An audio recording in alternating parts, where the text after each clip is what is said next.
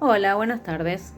Bueno, en el día de hoy vamos a trabajar con el tema de antropología.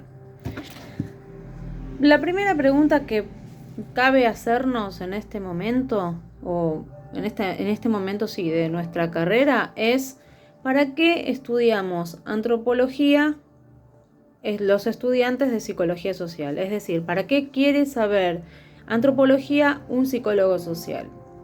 Bueno, vamos dejando esa preguntita ahí, que después al final de la clase la vamos a responder, o por ahí la vamos a responder cuando hagamos el intercambio o las preguntas luego después de los videos.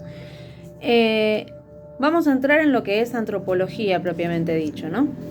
Bueno, la antropología es una palabra que viene del griego, que está compuesta por dos palabras. Una es antropos, que significa un hombre o humano, y logos, que es conocimiento. Entonces, podemos decir que antropología es el estudio o el conocimiento del hombre.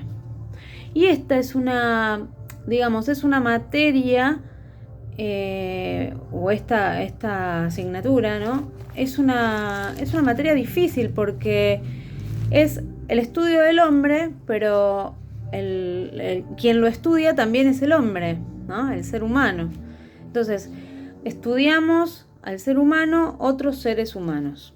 Por eso es un poco complicado, porque uno se tiene que poder correr de su propio ser para poder estudiar más objetivamente, por ejemplo, una cultura. Bien, el objeto de estudio, obviamente, lo hemos dicho, es el hombre, ¿no? O el ser humano, digamos. Y el método que utiliza la antropología son herramientas que vienen desde las ciencias formales.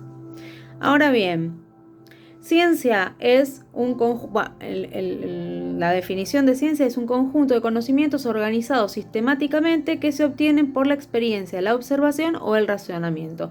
Es decir, si utilizamos esta definición de ciencia para el estudio del ser humano, podemos decir que el conocimiento o las pruebas que se hacen es a partir de la experiencia, ¿no? O sea, el método del estudio del ser humano sería a través de la experiencia, o sería un conocimiento empírico.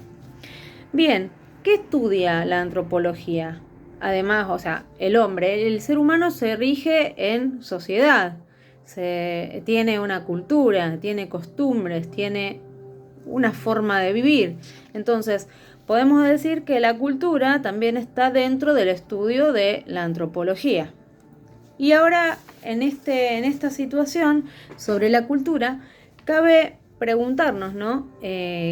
¿Son las culturas siempre iguales? ¿Son dos culturas iguales entre sí o hay diferencias? Dentro de una misma cultura, ¿es lo mismo?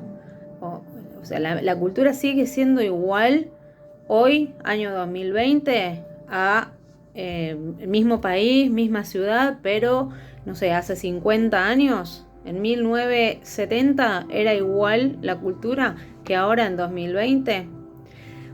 ¿Qué elementos podrían hacer que una cultura cambie, ¿no? ¿Qué cosas pueden ocurrir en una sociedad que hagan que la cultura vaya modificándose? ¿Cuántas culturas podemos ver en una misma sociedad?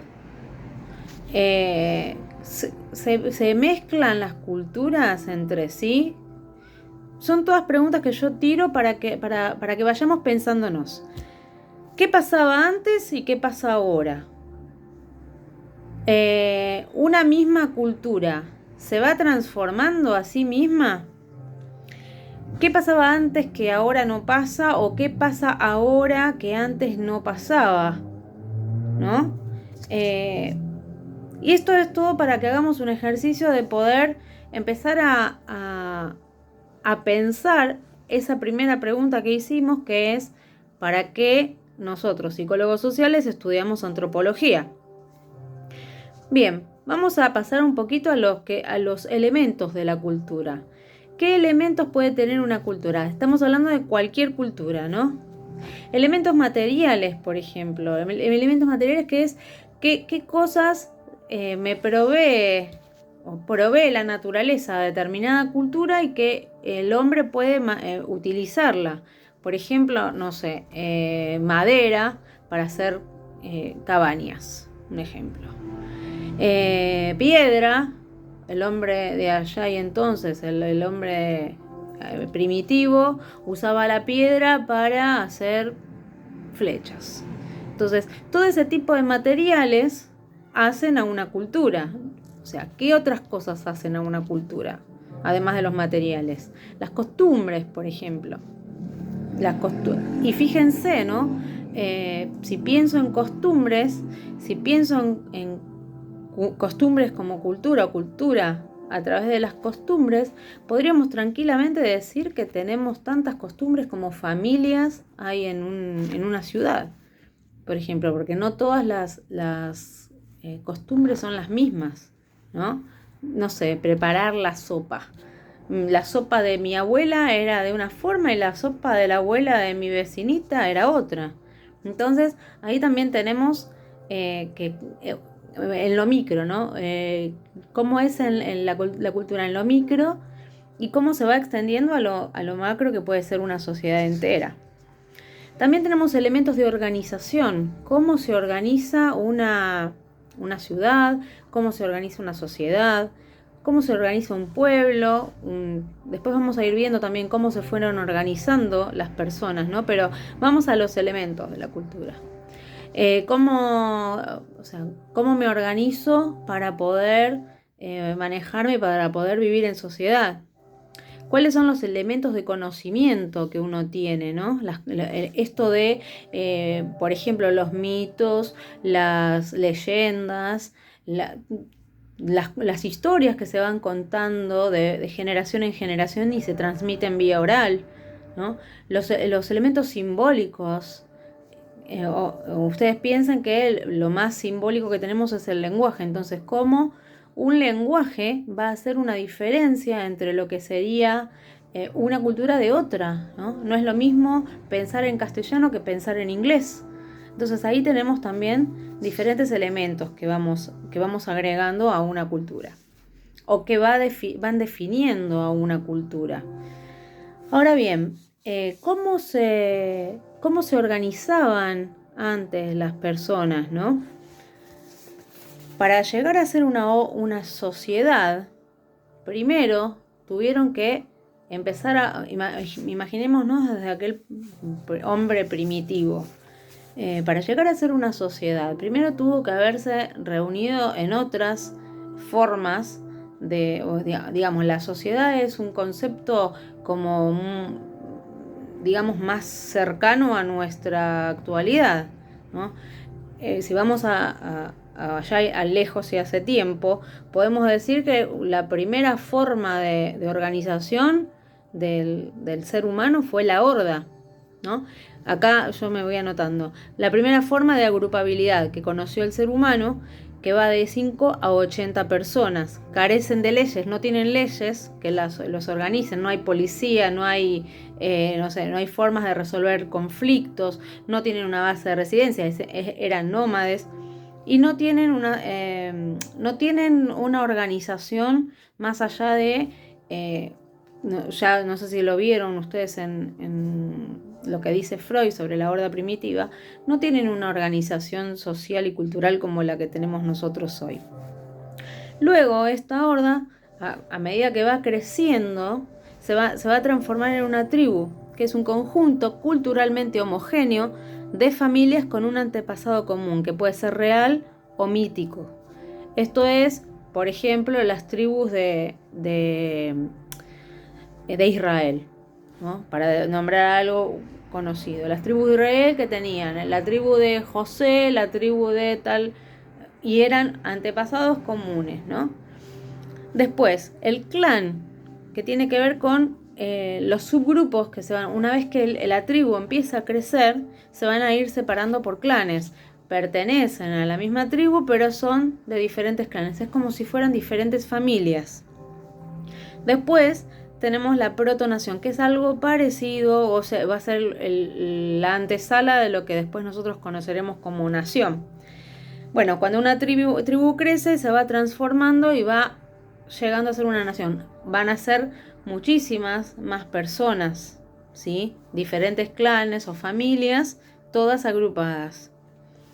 Bueno, lo que es la nación después o civilización tiene que ver con ya en la civilización ya tenemos un orden a nivel gobierno, tenemos policía que nos ayuda a resolver conflictos, hay un poder judicial, tenemos más, más cosas que cuidan los ciudadanos. Ya dejamos de ser nómades para establecernos en un solo lugar. Tenemos nuestra casa, tenemos un trabajo, tenemos costumbres diferentes a aquellas de allá y entonces. Entonces, ¿cómo el ser humano, a medida que va viviendo en sociedad, va modificándose y va modificando a la propia sociedad, ¿no es cierto? Bueno, acá por ejemplo me anoté civilización, que viene de civis, que tiene que ver con los ciudadanos, y a través de civil se llega a la acción verbal civilizar. La civilización es lo propio del ciudadano y se diferencian las sociedades tribales, se diferencian de las sociedades tribales basadas en el parentesco por el predominio de un modo de vida urbano y el sedentarismo. Esto es decir, ya no estamos viviendo porque los nómades, ¿qué hacían? Iban a un lugar, cazaban, pescaban, comían hierbas, y cuando ya la comida se agotaba en ese lugar, iban a otro lugar. Ahora, ¿qué pasa acá? Se complejiza la sociedad, ya nos establecemos en un solo lugar, empezamos a trabajar, ya cambia la forma de trabajar, cambia la forma de alimentarnos, porque en su momento, cuando se vivía de manera nómade, se cazaba, ahora ya no cazamos, la comida viene de una manera diferente, tenemos diferentes formas de preparar, porque tenemos acceso a otras cosas, por ejemplo, instalaciones de gas, instalaciones de obras sanitarias. Todo eso va modificando, porque el ser humano va aprendiendo, entonces vamos modificándonos nosotros y vamos modificando la sociedad en la que vivimos. Bien, acá yo me anoté, la sociedad es más compleja, sus rasgos definitorios son una forma de organización, es decir, nos organizamos cada uno en su casa, vivimos en un barrio, el barrio depende de un intendente, el intendente depende de un gobernador, por ejemplo, esos gobernadores dependen de alguien más y así, y todos los encargados de cada uno de los distritos depende del presidente. Llegamos a que depende del presidente. Entonces, tenemos una forma de organización diferente a la que había en la horda primitiva allá y entonces, cuando no había leyes. Tenemos instituciones. Tenemos la escuela, la policía, el gobierno nacional, el poder judicial, tenemos, por ejemplo, el PAMI, tenemos las prepagas, que son diferentes instituciones que hacen a la forma de organización. Tenemos una estructura social, ¿no? Hay una estructura social, tenemos tecnología disponible. Entonces es totalmente diferente la forma en que vivimos ahora que la forma que se vivía allá y entonces. Lo que no significa que haya zonas en donde sí hay diferencias. ¿Por qué? Por las diferentes culturas. Entonces, tenemos una zona en donde la cultura es ir en colectivo, y hay otras zonas donde por ahí, en las zonas más rurales, donde no pasan los colectivos. Entonces, hay que entender esto, ¿no? Que dentro de un mismo territorio nacional, coexisten diferentes culturas. Bien, vamos a hablar un poquito de de las formas de adquirir o no una cultura. ¿Qué pasa, por ejemplo, cuando tenemos un territorio en donde conviven diferentes culturas? Nuestro país, por ejemplo, tuvo varias oleadas de inmigrantes. Cuando fueron las guerras, después cuando hubo diferentes problemas económicos en otros países, bueno, vinieron un montón de personas de otros países. ¿Y qué pasaba? ¿Qué pasa cuando se juntan varias culturas? ¿No? De hecho, con las invasiones, cuando hubo colonización. Entonces, ¿qué pasa cuando vienen personas que traen nuevas culturas? ¿Qué pasa cuando se juntan con las culturas que hay en un territorio, por ejemplo? Bueno, hay diferentes situaciones que se pueden dar. Cultura, bueno, viene de cultivar, que tiene que ver con cultivar las facultades intelectuales del hombre. Eso era hasta hace un tiempo. Ahora, cultura también tiene que ver con las costumbres, tiene que ver con las sabidurías ancestrales. Antes uno decía, sos culto o no sos culto de acuerdo a si había sido instruido en una universidad o en una escuela. Ahora ya una persona que no estudió, pero sí conoce de cosas que tienen que ver con las costumbres y conocimientos que vienen de ancestros. Por ejemplo, hay comunidades en las provincias, por ejemplo, hay comunidades en donde no se usan, por ejemplo, remedios de la farmacia, sino que utilizan hierbas. ¿Y esto qué es? Ellos mantienen su cultura y siguen pasándola de generación en generación, porque son cosas que por ahí fueron olvidadas y ahora eso ellos las mantienen. Entonces van pasando de generación en generación todos estos conocimientos. Esos conocimientos ahora sí son tomados como cultura, que por ahí antes eran como despreciados, ¿no? Entonces está bueno poder sacar de donde habían quedado relegados todos esos conocimientos, porque son tan importantes como un conocimiento de la universidad, por ejemplo. Bueno, volviendo un poquito a lo que es la cultura y qué pasa cuando se juntan dos culturas, cuando empiezan a haber cambios en la cultura. Tenemos, por ejemplo, el concepto de enculturación, que es cuando se aprende la propia cultura. Un ejemplo de esto son los niños. Nace un chico, mamá empieza a explicarle, porque vieron que mamá es la que le enseña una de las tareas, digamos, o de las funciones de la madre es enseñar el lenguaje. Entonces, el niño empieza a crecer y mamá le va a ir enseñando diferentes palabras, el individuo empieza a culturizarse. Ahora, la aculturación. El concepto de aculturación tiene que ver con algo que es impuesto. Por ejemplo, en la colonización se empiezan a adquirir paradigmas que no son propios. En la colonización uno tenía que adquirir, por ejemplo, el cristianismo. Esto se da por una conquista o una invasión, ¿no? Bueno, la pérdida de la lengua de los pueblos primarios, por ejemplo. Esto que habíamos dicho, ¿no? La adquisición de el cristianismo, ¿no? La religión católica. Bueno, la deculturación tiene que ver con la pérdida. Por ejemplo, en lugar de ganar una religión, pierdo mi lengua. La pérdida de características culturales propias a causa de la incorporación de otras que vienen de afuera. Por ejemplo, cuando uno dice, me voy a sacar una selfie, me saco una selfie.